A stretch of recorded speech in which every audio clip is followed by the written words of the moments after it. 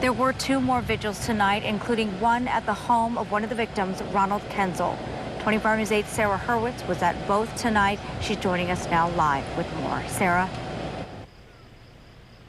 Well, that support and grieving throughout the day continued on tonight here as this amphitheater behind me was filled just a couple of hours ago, all to honor 2 men who friends and family say were committed to serving their community.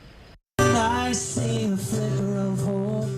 A song of hope. You are warming up. For family and friends and a community now mourning the loss of these 2 men, Ron Kenzel and Joe Zangaro, with a long history in law enforcement. Come up here and say a few words about both men that I knew. Tonight, Michigan State Police Sergeant Steve Barker recounted his memories working with both men. My sergeant showing my way around and meeting an individual by the name of Ron Kenzel. He was sort of a big guy. Well, not sort of. He was a big guy. Very intimidating, very tall, very stocky, someone that you didn't want to mess with. And then he opened his locker, and lo and behold, what I saw in there was his poster. He had a poster of Guns N' Roses. I said, all right, this guy's going to be good to go. Got to meet Joe Zangaro. He was my supervisor. He was a sergeant. He was very stern, very disciplined. He was very organized. Wanted to make sure that you ate right and stayed in shape, because that's what he did, and that's what state troopers do.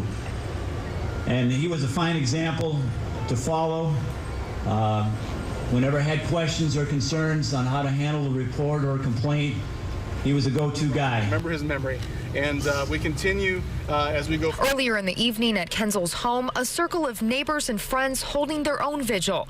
Messages written in chalk, tears as candles are lit. What was he like? Gentle giant. He was, very kind, very giving.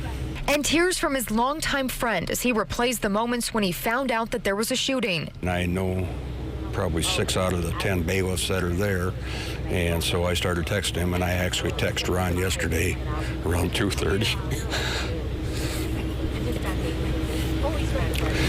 Got on my phone, saying, "Are you okay?"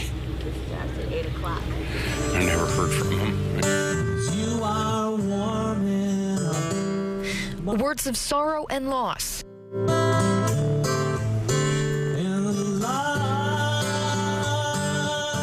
And words of faith.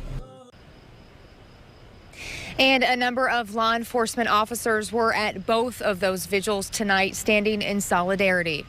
Reporting live in St. Joseph, Sarah Hurwitz, 24-Hour News 8.